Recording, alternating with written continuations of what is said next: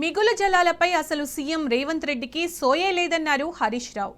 ఏ project ఏ బేసిన్లో ఉందన్న అవగాహన కూడా లేని వ్యక్తి తెలంగాణకు ముఖ్యమంత్రిగా ఉండడం మన దౌర్భాగ్యమన్నారు.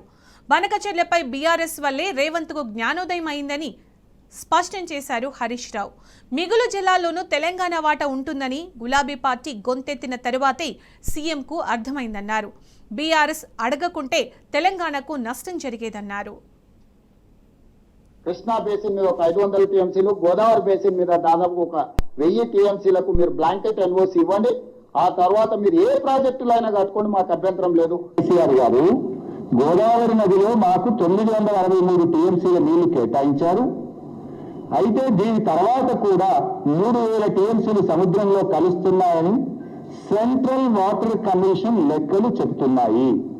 ఆ 3000 టీఎంసీల్లో కూడా ఇదే ప్రోరాటా ప్రకారంగా మాకు 1950 టీఎంసీల నీళ్లు కావాలి. 1950 టీఎంసీలు మాకు కావాలి గోదావరిలో.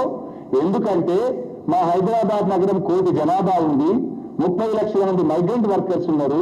హైదరాబాద్ లో పారిశ్రామిక అవసరాలు, తాగునీటి అవసరాలు, భవిష్యత్ అవసరాల దృష్ట్యా గోదావరిలో 1950 టీఎంసీల నీళ్లు ఈ 3000లో మా వాటా. ఈ 3000 సముద్రంలో కలిసే దాంట్లో మా లెక్క 1950 టీఎంసీల నీళ్లు ఈ మాకు ఇవ్వాలి అని కేంద్ర జలవనరుల శాఖకు ఆనాడు కేసీఆర్ గారు రాసింది. అంటే ఇప్పుడు మనకు వస్తున్న 968 కాక మరో 1950 మా లెక్క అని కేసీఆర్ చెప్పింది. నికర జలాలలో ఏ విధంగా అయితే ప్రపోర్షనేట్ గా 968 టీఎంసీ మనకు, 518 టీఎంసీ ఆంధ్రప్రదేశ్కి వచ్చిందో, అదేవిధంగా గోదావరిలో ఉండే మిగులు జలాలు కావచ్చు, గోదావరిలో ఉండే వరద జలాలు కావచ్చు, ప్రపోర్షనేట్ గా తెలంగాణకు కూడా ఒక రైట్ వస్తుంది. ఎప్పుడు సోయ వచ్చింది నాకు? ఫస్ట్ 18/6/2025 నాడేమో 1000 ఇచ్చేయి, నీకు అంత నువ్వేమన్నా చేసుకో చంద్రబాబు నాయుడు, నువ్వు ఏం చేసుకున్నా పర్వాలేదు, బ్లాంకెట్ ఆర్డర్ ఇచ్చి పరిచాడు.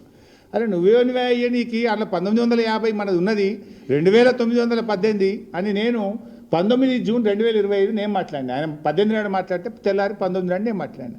నిన్నటి జ్ఞానోదయం అయింది ఆయనకు. నిన్న 1 జూలై నాడు లేలే మా వాటా ఉంది, అందులో కూడా 65% మా లెక్క ఉన్నదని నిన్న తెలివికెచ్చాడు.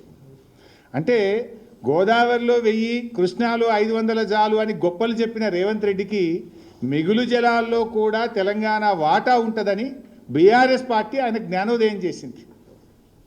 బీఆర్ఎస్ ప్రశ్నించకుండా ఉంటే నీ నోటు దురిస్థానం వల్లనో నీ అవగాహన లేమితోనో ఇవాళ తెలంగాణకు ఎంత నష్టమవుతుండే?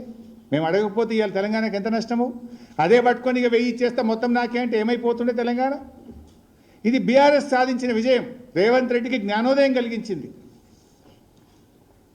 ఇంకో మాట అన్నాడు, ఈ 3000 ఎడికేలు వచ్చింది. ఇప్పుడు మీరే చూసిండ్రు, కేంద్ర ప్రభుత్వానికి కేసీఆర్ గారు రాసిన లేఖలోనే స్పష్టంగా చెప్పిండ్రు, as per the central water commission gauge records 3000 TMC is going. 3000 అనే బ్రహ్మ పదార్థం కేసీఆర్ కనుక్కున్నాడు, ఇది 7 వచ్చిందని మొన్న మాట్లాడిండు.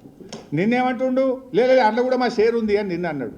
అది అసలు 7 వచ్చిందో నేను సెంట్రల్ వాటర్ కమిషన్ రికార్డ్ చూపిస్తా ఒకసారి మీకు. సిడబ్ల్యూసీ రికార్డ్ చూపి, మీకు ఇది this is the CWC record. ఏ సంవత్సరం ఎన్ని టీఎంసీలు సముద్రంలో కలిసినాయి, ఇయర్ వైజ్ ఉంది. లాస్ట్కు మరి అది లాస్ట్కు పెట్టు 57 సంవత్సరాల యావరేజ్, 57 సంవత్సరాల యావరేజ్ తీస్తే ఎంత ఉందంటే 3102 టీఎంసీలు సముద్రంలో కలుస్తున్నట్టు. 57 సంవత్సరాల యావరేజ్ సముద్రంలో కలిసిన నీళ్ళు. ఇది కేసీఆర్ లెక్కనో తెలంగాణ లెక్క కాదు, ఇది కేంద్ర ప్రభుత్వం యొక్క సెంట్రల్ వాటర్ కమిషన్ లెక్క. గిదే మాట కేసీఆర్ చెప్తే రేవంత్ రెడ్డికి ఏమో హాఫ్ నాలెడ్జ్ ఆయే, సగం సగం తెలిసాయే, ఏమంటారు పని తక్కువ లొల్లు ఎక్కువ. ఏం చేసిండు, ఇది ఏడ కనిపెట్టిండు, ఇది కేసీఆర్ ఏమో బ్రహ్మ పదార్థం కనిపెట్టిండు. ఎవరు కనిపెట్టారు? సెంట్రల్ వాటర్ కమిషన్ కనిపెట్టిండు. ఇది నిన్న కొద్దిగా అంత నీకు అర్థమైనట్టుంది, లేదా అందులో కూడా మా ఎక్కువ ఉంది, మా వాటా ఉందని నిన్న స్టార్ట్ చేసినావు నువ్వు.